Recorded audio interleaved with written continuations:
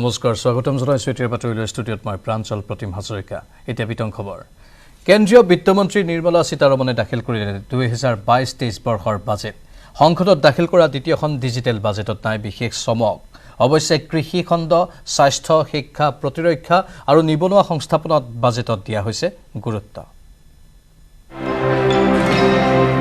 কেন্দ্ৰীয় বিত্তমন্ত্ৰী নিৰ্মলা সীতাৰমণে মঙলবাৰে দাখিল কৰিলে দ্বিতীয়খন ডিজিটেল বাজেট Honorable Speaker দিনৰ 11 বজাত দাখিল কৰা বাজেটত নাই বিশেষ চমক গুৰুত্ব দিয়া হল কৃষি খণ্ড স্বাস্থ্য শিক্ষা প্ৰতিৰক্ষা আৰু নিবনুৱা সংস্থাপনত পূৰ্বৰ দৰে বাহাল ৰাখিলে আয়কৰ গাঁথনি ঘৰে ঘৰে পানী যোগানত গুৰুত্ব PMAYৰ অধীনত 80 লাখ ঘৰ নিৰ্মাণৰ প্ৰস্তাৱ PMAYৰ অধীনত ধাৰ্য 48,000 কোটি টকা চলিত বৰ্ষতে 5G সেৱা আৰম্ভ কৰাৰ প্ৰস্তাৱ গাঁৱে গাঁৱে উপলব্ধ হ'ব optical fibre Our vision is that all villages and their residents should have the same access to e-services, communication facilities and digital resources as urban areas and their residents. The contracts for laying optical fiber in all villages, including remote areas, will be awarded under the BharatNet project through PPP in 22 and 23. Completion is expected in 2025. Measures will be taken to enable better and more efficient use of the optical fiber. Export promotion. মঙলবাৰে দাখিল কৰা বাজেটত corona কালৰ বিধ্বস্ত অৰ্থনীতি পুনৰুদ্ধাৰৰ বাবে উদ্যোগ খণ্ডৰ বিকাশত গুৰুত্ব আৰোপ কৰাৰ লগতে সেৱা খণ্ডত অধিক বিনিয়োগৰ প্ৰস্তাৱ ৰখা হয় দেশৰ অৰ্থনীতি সুস্থিৰ বুলি বাজেট ভাষণত উল্লেখ কৰি বিত্তমন্ত্ৰী নিৰ্মলা সীতাৰমণে ঔদ্যোগিক বিকাশৰ বাবে অহা 5 বছৰত 6,000 কোটি টকা ব্যয় কৰা হ'ব বুলি ব্যক্ত কৰে ইয়াৰ উপৰি ছাত্ৰ-ছাত্ৰীৰ শিক্ষাৰ বাবে স্থাপন হ'ব 200টা টিভি চেনেল খোলা হ'ব ডিজিটেল বিশ্ববিদ্যালয় নতুনকৈ স্থাপন কৰা হ'ব 2 লাখ অংগনৱাড়ী কেন্দ্ৰ 60 লাখ নতুন চাকৰিৰ প্ৰতিশ্ৰুতি সৌৰ শক্তিৰ বাবে 19,500 কোটি টকা আবণ্টন স্বাস্থ্য খণ্ডলৈ অনা হ'ব digital platform An open platform for the national digital health ecosystem will be rolled out. It will consist of digital registries of health providers and health facilities, unique health identity, consent framework with and universal access to health facilities. The pandemic has accentuated mental health problems in people of all ages. To better the access to quality mental health counseling and care services, a national tele-mental health program will be launched.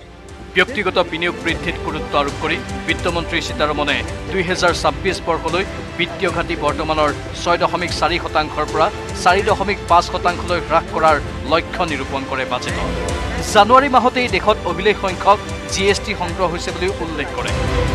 সামগ্ৰিকভাৱে এখন চমকহীন উন্নয়নমুখী budget দাখিল কৰিলে বিত্তমন্ত্ৰী নিৰ্মলা সীতাৰমণে অৰ্থনৈতিক সংস্কাৰতকৈও দেশৰ অৰ্থনীতি বিকাশত অধিক গুৰুত্ব দিয়া পৰিলক্ষিত হ'ল এই বাজেটখনত bureau report news 18 Assam north east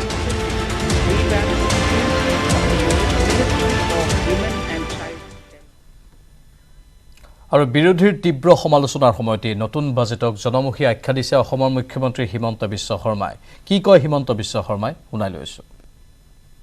বিশেষকৈ পোষ্ট কোভিড ৰিকভাৰী কোভিডৰ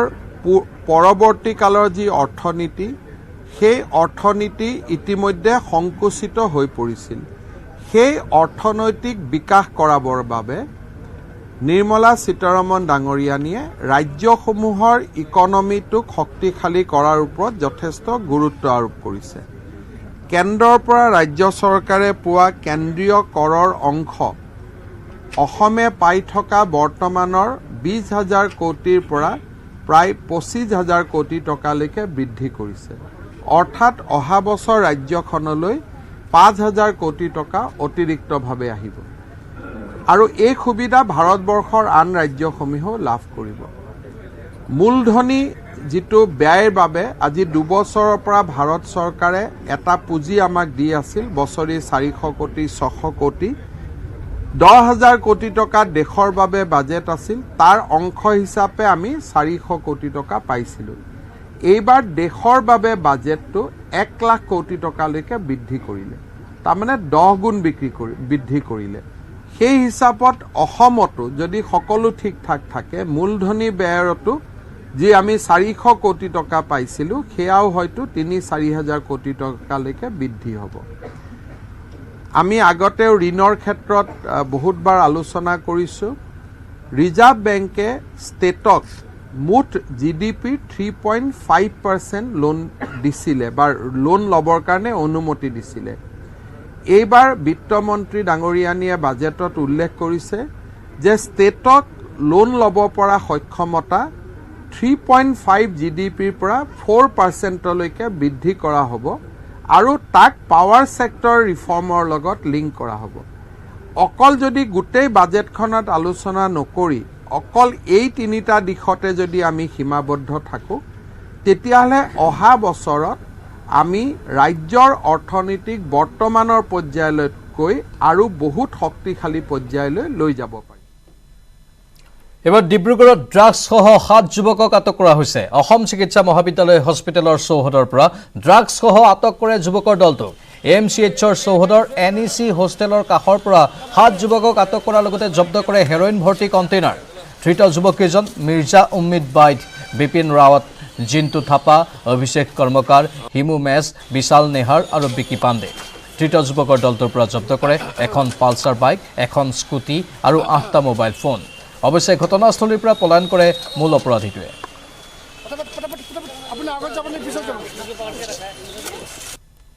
কালি এটা সূত্ৰ মতে আমি খবৰ পাইছিলোঁ যে এইটো এমচিএইচ ওচৰত কিছুমান ড্ৰাগ পেডলাৰ্ছ ঘূৰি আছে আৰু ড্ৰাগ বিক্ৰী কৰিবলৈ চেষ্টা কৰি আছোঁ তো ইমিডিয়েটলি ডিএছপি হেডকোৱাৰ্টাৰৰ নেতৃত্বত আমাৰ এটা টীম গ'ল ইয়াৰ পৰা আৰু তেওঁলোকে এইটো যি ড্ৰাগ পেডলাৰ আছিলে 7জন তেওঁলোকক আটক কৰিবলৈ সক্ষম হৈছে আৰু যি ড্ৰাগছ পোৱা গৈছে এইটো উইথ কণ্টেইনাৰ 53 গ্ৰামছ আছে আৰু উইদাউট কণ্টেইনাৰ যি হেৰোইন ছাছপেক্টেড হেৰোইন আছে এইটো 14.6 গ্ৰাম আৰু সেই মৰ্মে এতিয়া Dibrugarh police station case number 63 of 22 register কৰা হৈছে আৰু ইনভেষ্টিগেশ্যন আমাৰ চলি আছে মেইন যিমান আছিলে তেওঁলোকে পোৱা গৈছে আৰু বাকী যিমান আছে তেওঁলোকৰ ওপৰত আমাৰ চকু আছে আৰু সোনকালে আমি ধৰিবলৈ সক্ষম হ'ম আৰু বাতৰিখিনিতে সময় হৈছে চমু বাণিজ্যিক বিৰতিৰ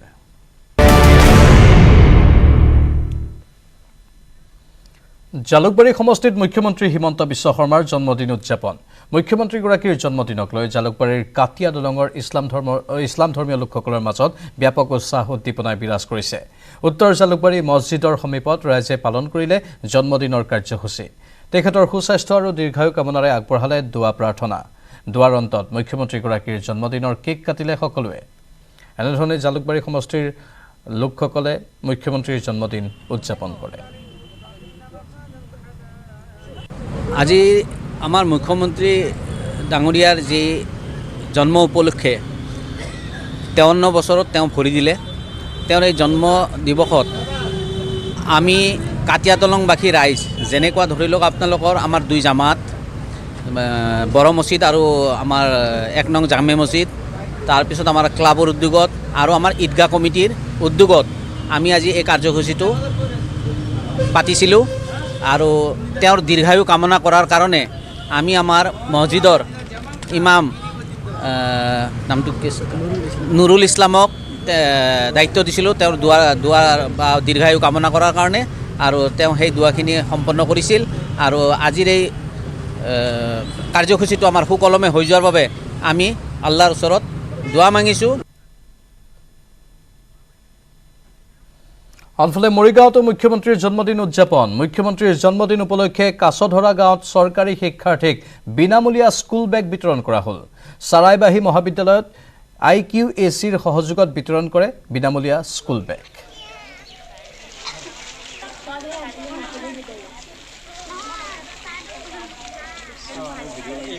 আজি চৰাইবাহী মহাবিদ্যালয়ৰ পৰা কাছধৰা গাঁৱত আমি ভিলেজ এডপ্ট কৰিছিলোঁ আৰু বিশেষকৈ এডপ্ট কৰাৰ লক্ষ্যটো আছিলে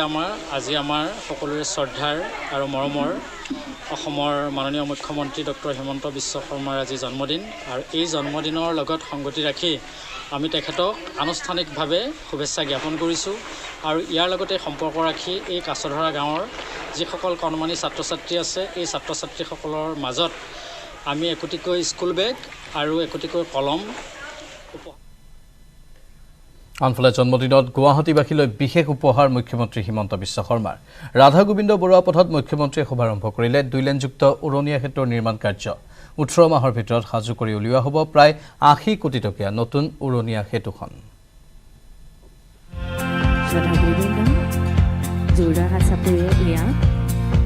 জন্মদিনত মহানগৰবাসীলৈ বিশেষ উপহাৰ মুখ্যমন্ত্ৰী ৰাধা গোবিন্দ বৰুৱা পথত আধাৰশিলা স্থাপন 2 লেনযুক্ত উৰণীয়া সেতুৰ মুখ্যমন্ত্ৰীগৰাকীয়ে জন্মদিনৰ দিনটোতে কৰিলে শুভাৰম্ভণি মহানগৰীৰ যান-জঁটৰ সমস্যা সমাধানৰ বাবে ৰাজ্যৰ লোক নিৰ্মাণ বিভাগে গ্ৰহণ কৰিলে এক বিশেষ ব্যৱস্থা মহানগৰী ৰাধা গোবিন্দ বৰুৱা পথৰ জু ৰোডত স্থাপন কৰা হ'ব 2 লেনযুক্ত উৰণীয়া সেতু 580 মিটাৰ দৈৰ্ঘ্যৰ উৰণীয়া সেতুখনত ব্যয় কৰা হ'ব 78.93 কোটি টকা পাল ফাউণ্ডেশ্যনৰ ওপৰত প্ৰতিষ্ঠিত য'ত ষ্টীল কাৰ্ডাৰ BUSG আৰু ক্ৰেছ বেৰিয়াৰে 7.50 মিটাৰ বহল হ'ব উৰণীয়া সেতুখন অত্যাধিক পাইল ফাউণ্ডেশ্যনেৰে সাজু কৰি উলিয়াবলগীয়া উৰণীয়া সেতুখন 18 মাহৰ ভিতৰতে সাজু কৰি উলিওৱাৰ সময়সীমা দিলে বিভাগৰ তৰফৰ পৰা মুখ্যমন্ত্ৰীগৰাকীয়ে নিজৰ জন্মদিনৰ দিনটোতে মহানগৰবাসীলৈ সেতুখনৰ মাংগলিক শুভাৰম্ভ কৰি বিশেষ উপহাৰ প্ৰদান কৰিলে মহানগৰবাসী উৰণীয়া সেতুখনৰ মাংগলিক শুভাৰম্ভণি কৰি মুখ্যমন্ত্ৰীৰ মন্তব্য 18 মাহৰ সময়সীমা হলেও অহা বহাগ বিহুতে ৰাইজৰ বাবে উৰণীয়া সেতুখন মুকলি কৰি দিয়া হ'ব এই ফ্লাইঅভাৰখন নিৰ্মাণ কৰিব যাওঁতে লোক নিৰ্মাণ বিভাগে 78 কোটি 93 লাখ টকা ব্যয় কৰিব আমি যদিও এই ফ্লাইঅভাৰৰ ক্ষেত্ৰত 18 মাহৰ কথা কৈ আছো আমাৰ সকলোৰে প্ৰচেষ্টা হ'ব যে 2023 চনৰ বহাগ বিহুৰ সময়ত আপোনালোকক এই উৰণীয়া সেতুখন উপহাৰ দিয়া যাতে 12ৰ পৰা 15 মাহৰ ভিতৰত এই উৰণীয়া সেতুখন আমি নিৰ্মাণ কৰিব পাৰো আৰু আমাৰ যেটো নিজৰ পাৰফৰমেন্স সেই পাৰফৰমেন্সটো যাতে আমি নিজেই ইমপ্ৰুভ কৰি যাব পাৰো আমাৰ লক্ষ্য হ'ল যে গুৱাহাটীৰ নিৰ্মাণ কাৰ্য খুব স্পিডত হ'ব লাগে খৰতকীয়া হ'ব লাগে প্ৰিচিজন বেজ হ'ব লাগে আৰু লক্ষ্যতকৈ আগত ইয়াত নিৰ্মাণৰ সমাপ্ত হ'ব লাগে কেৱল ইমানেই নহয় জন্মদিনৰ দিনটোতে মুখ্যমন্ত্ৰীগৰাকীয়ে আৰু কেইবাখনো আঁচনিৰ কথাও ঘোষণা কৰিলে কিন্তু মুখ্যমন্ত্ৰীগৰাকীয়ে লগতে জনালে যে এয়া কোনো পৰিকল্পনা নহয় এই কামসমূহ 2 এদিনতে আৰম্ভ কৰা হ'ব গুৱাহাটীত দুটা ডাঙৰ ইনফ্ৰাষ্ট্ৰাকচাৰৰ কাম আমি কৰিবৰ বাবে যত্ন কৰি আছো সেয়া হৈছে গুৱাহাটীৰ বাবে দ্বিতীয়খন মেডিকেল কলেজ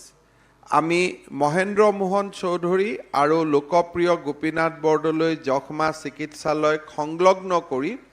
গুৱাহাটীত গুৱাহাটী মেডিকেল কলেজতকৈও ডাঙৰ এখন চিকিৎসা মহাবিদ্যালয়ৰ কাম নিৰ্মাণৰ বাবে হাতত লৈছো আৰু এই মাহৰ প্ৰায় অৰ্থাৎ 28 ফেব্ৰুৱাৰীৰ আগতেই এই নিৰ্মাণৰ কাম আমি হাতত ল'ম এলএনটিক ইতিমধ্যে কাম দিয়া হৈছে আৰু এলএনটিয়ে কাম হাতত লোৱাৰ লগে লগে উইদিন 36 মান্থ আমি গুৱাহাটী দ্বিতীয়খন মেডিকেল কলেজৰ কাম সমাপ্ত কৰিম কেমেৰাত সঞ্জয় বৰাৰ সৈতে Bhaskar Jyoti Hazarika report news 18 Assam north east pile foundation হ'ব উৰণীয়া সেতুখনৰ সীমাৰ ভিতৰত RCC কেণ্টিন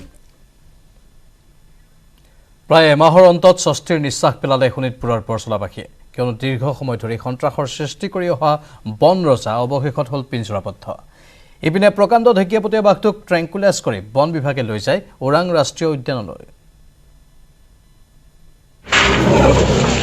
পিঞ্জৰাত বন্দী বনৰজা এমাহ ধৰি সৃষ্টি কৰিছিল আতংকৰ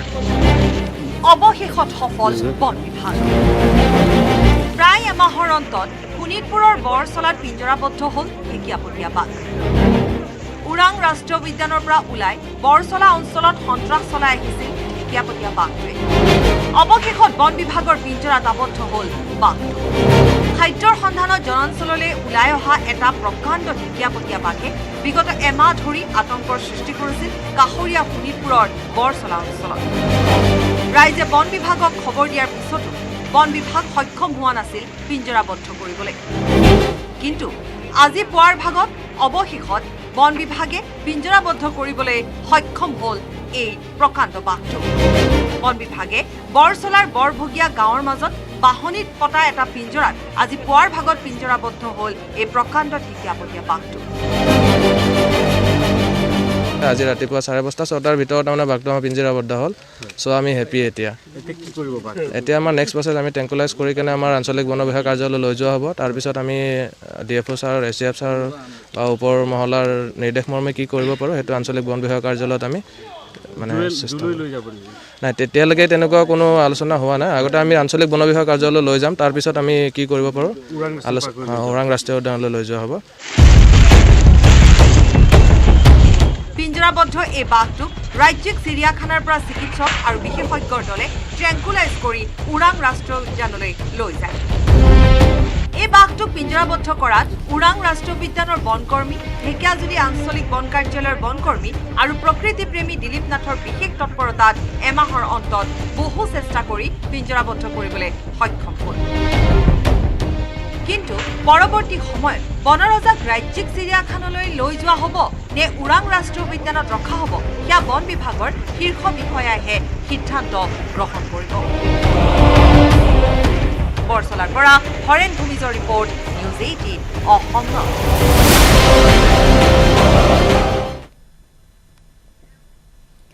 এবাৰ কাছাৰৰ অসম মিজোৰাম সীমান্তত পুনৰ উত্তেজনাই বিৰাজ কৰিছে। ধলাইৰ এগৰাকী চালকক মিজোৰামত নিৰ্মমভাৱে হত্যা কৰাৰ বিৰুদ্ধে সাব্যস্ত কৰিছে প্ৰতিবাদ। চালকক হত্যা কৰাৰ লগতে আন এজন সহযোগীক মিজো আৰক্ষীয়ে গ্ৰেপ্তাৰ কৰাৰ বিৰুদ্ধে অৱৰোধ কৰিলে শিলচৰ আইজল সংযোগী ৰাষ্ট্ৰীয় ঘাইপথ। উল্লেখযোগ্য যে দেওবাৰে মিজোৰামত দুৰ্বৃত্তই হত্যা কৰিছিল ৰামপ্ৰসাদপুৰ গাঁৱৰ চালক প্ৰবীণ সিংহক। চালকজনক হত্যা কৰাৰ লগতে মিজো আৰক্ষীয়ে গ্ৰেপ্তাৰ কৰিছিল সহযোগী নিপেন সিংহক।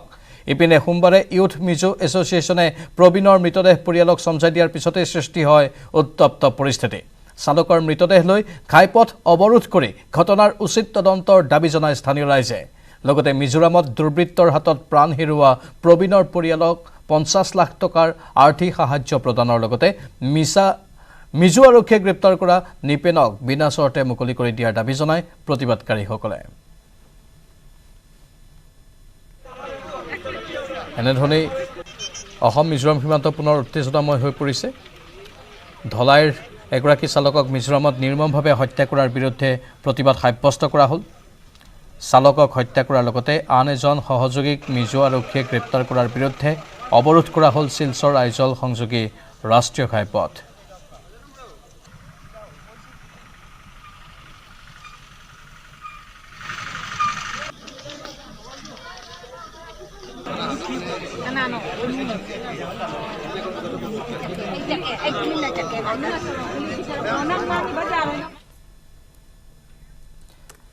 আৰু এয়া আছিল আজিৰ ফাইনেল ৰিপৰ্ট। নমস্কাৰ, শুভৰাত্ৰি।